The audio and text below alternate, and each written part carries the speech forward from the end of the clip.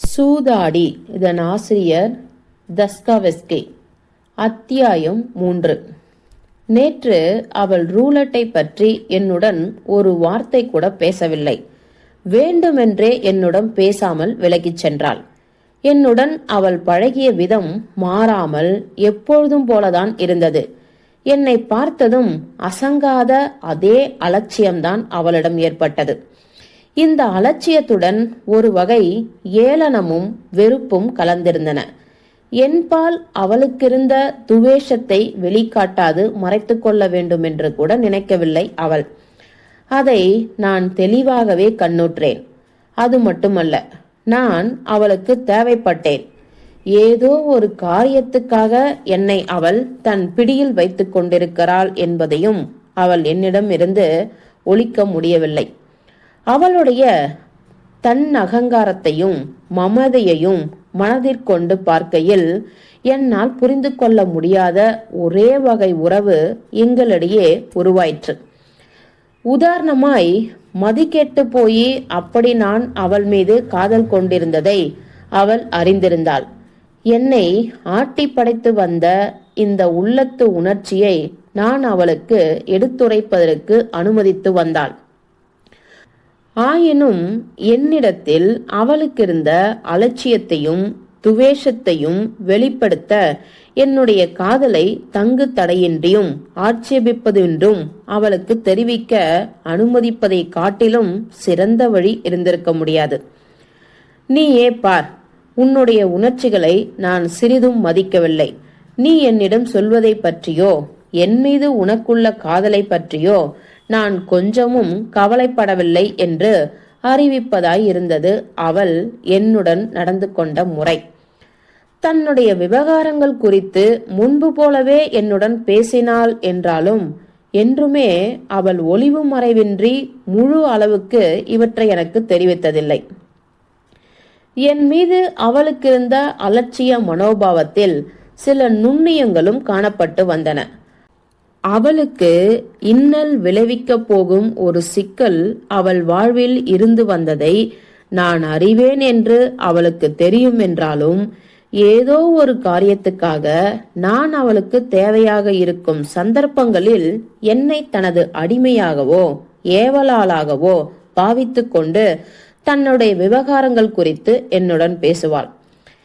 ஏவலாளாய் என்னை உபயோகித்துக் கொள்வதற்கு எந்த அளவுக்கு செல்ல வேண்டுமோ அந்த அளவுக்கு மட்டுமே தனது விவகாரங்கள் குறித்து எனக்கு தெரிவிப்பாள். பல நிகழ்ச்சிகள் குறித்து இன்னும் நான் அறியாதவனாகவே இருந்தேன் என்பதும், அவளுடைய வேதனைகளும் கவலைகளும் பங்கு கொண்டு எப்படி நான் வருந்தினேன் என்பதும் அவளுக்கு தெரிந்திருந்தும் கூட ஒளிவு மறைவின்றி நேச முறையில் யாவற்றையும் என்னிடம் சொல்லி என்னை சாந்தப்படுத்த வேண்டும் என்று அவள் நினைக்கவே இல்லை. பல சந்தர்ப்பங்களில் அவள் தொல்லை மிகுந்தவை மட்டுமின்றி அபாயம் விளைவிப்பையுமான பல வேலைகள் எனக்கு அளித்து வந்ததால் எப்படியும் ஒளிவு மறைவின்றி உண்மை நிலவரத்தை எனக்கு தெரிவிப்பாள் என்றே நான் எதிர்பார்த்தேன். ஆனால் என்னுடைய உணர்ச்சிகளை பொருட்படுத்த வேண்டுமன்றோ? நான் வேதனை உற்றேன்.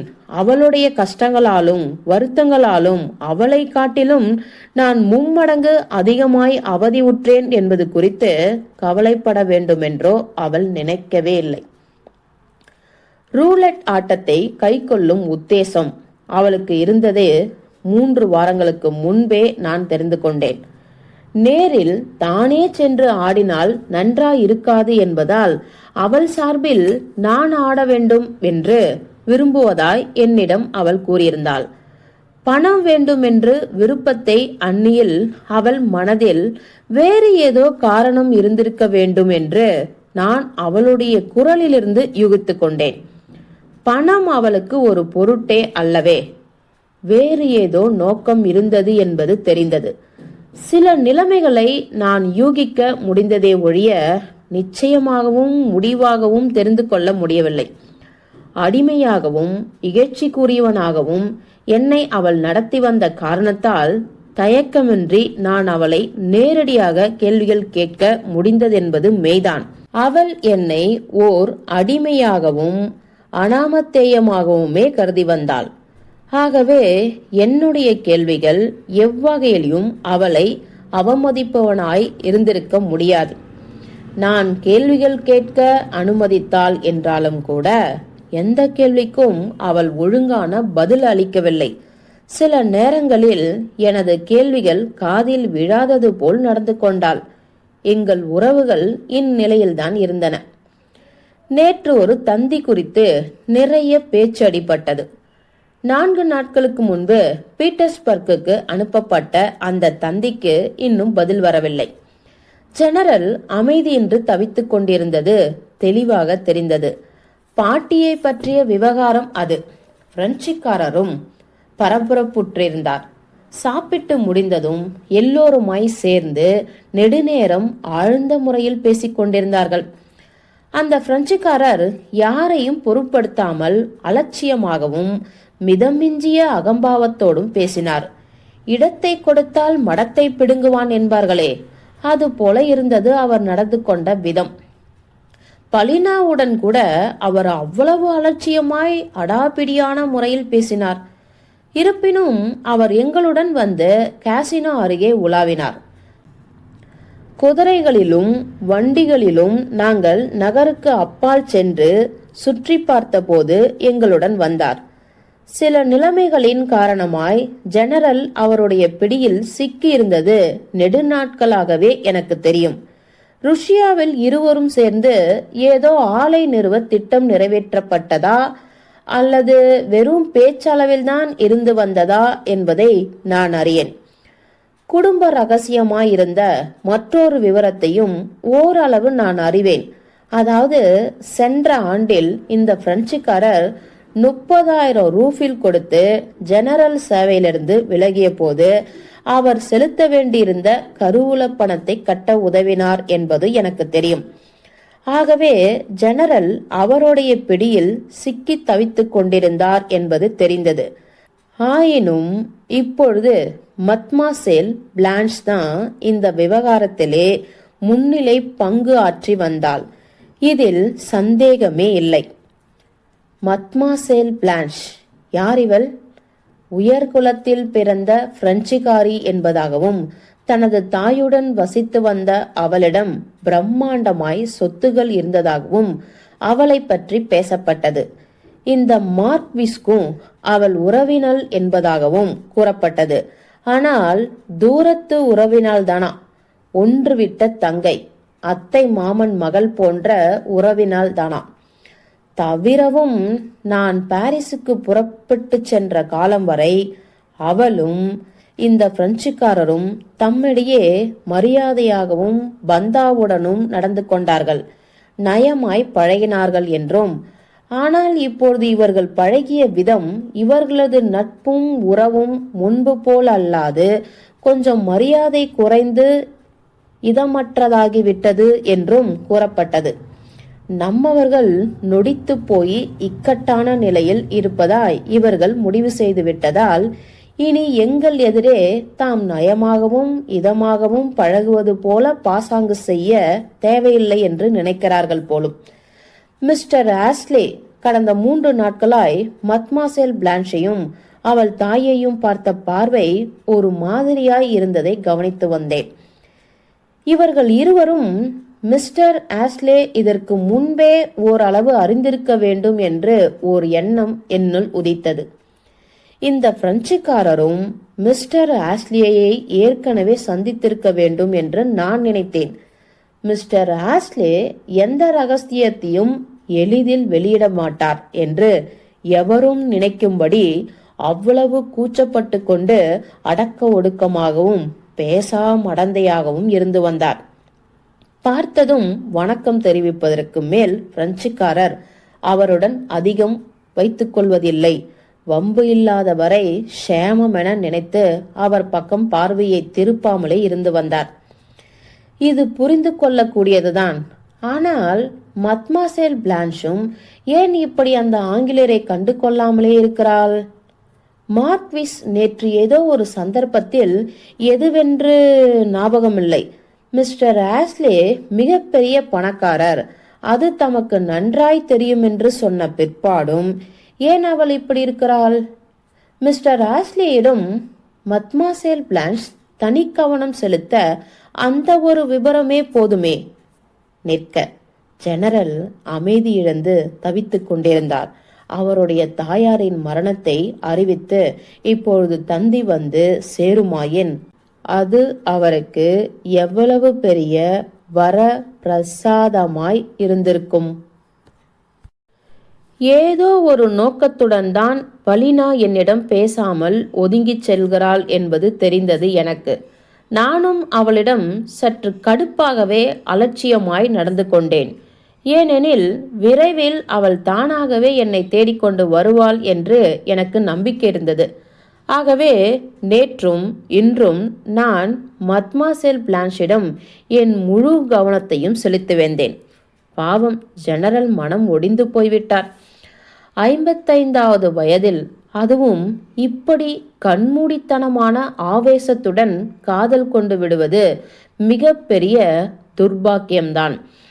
இதோடு அவரது விதூர நிலையையும் குழந்தைகளையும் விரயமாக்கப்பட்ட சொத்துகளையும் மற்றும் கடன்களையும் முடிவில் அவர் எப்படிப்பட்ட பெண்ணுக்கு உள்ளத்தை பறிகொடுக்க நேர்ந்துவிட்டது என்பதையும் நினைத்து பார்த்தால் அவர் நிலை பரிதாபத்துக்குரியதுதான். மத்மாசேல் பிளான்ஷ் நல்ல அழகிதான், ஆயினும் அச்சந்தரும் ஒரு வகைப்பட்ட முகமுடையவள். இதை நீங்கள் புரிந்து கொள்வீர்கள் என்று நினைக்கிறேன். என்னமோ தெரியவில்லை, ஆனால் இத்தகைய பெண்களிடம் எப்பொழுதுமே எனக்கு பயம்தான் இருக்கும். 25 வயது மதிப்பிடலாம். உயரமாய் இருந்தால், சாய்ந்து சரிந்து சென்ற அகன்ற தோள்கள் உடையதாய் இருந்தால், கழுத்தும் மார்பும் எடுப்பாய் இருந்தன. மங்கலான மஞ்சள் நிற மேனியும் மை போன்ற கரிய கூந்தல் உடையவள். 2 பேரும் முடி ஒப்பனை செய்வதற்கு போதுமானதாய் அவ்வளவு மிகுதியாய் இருந்தது அவளது கூந்தல். மஞ்சளான வெண்மையின் நடுவில் அமைந்த 2 கருவிழிகள், குறும்பான பார்வை, பளிச்சிடும் பற்கள், வண்ண சாந்திட்ட உதடுகள், அருகே சென்றதும் கமகமவென வீசும் கஸ்தூரியின் மனம் ஆகிய இவற்றையும் சேர்த்து கொண்டால் அவளுடைய சித்திரம் ஒருவாறு பூர்த்தியாகிவிடும். அவள் அணிந்திருந்த ஆடைகள் எடுப்பாகவும் செல்வ செழிப்பு வாய்ந்ததாகவும் ஒய்யாரமாகவும் அதேபோல் பாந்தமாகவும் இருந்தன. அவளது கால்களும் கைகளும் வியக்கத்தக்க நேர்த்தி வாய்ந்தவை.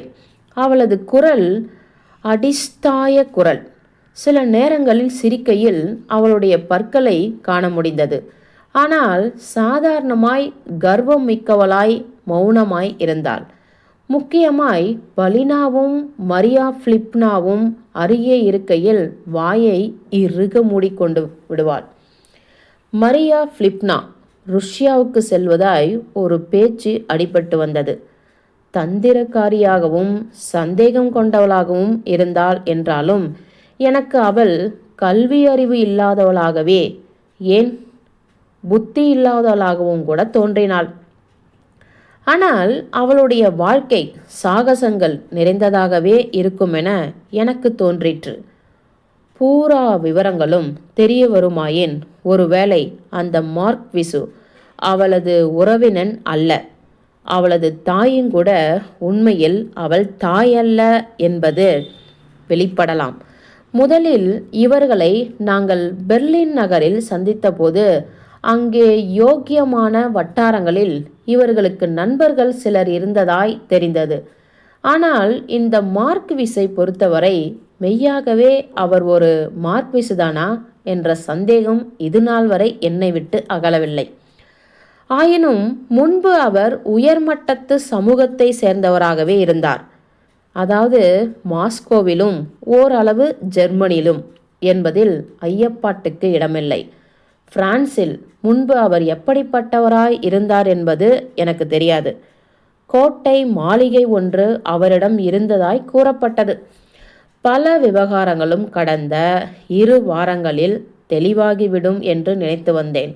ஆனால் மத்மாசேல் பிளான்ஷுக்கும் ஜெனரலுக்கும் இடையில் முடிவாய் எதுவும் தீர்மானமாயிற்றா என்று இன்னமும் எனக்கு தெரியாது.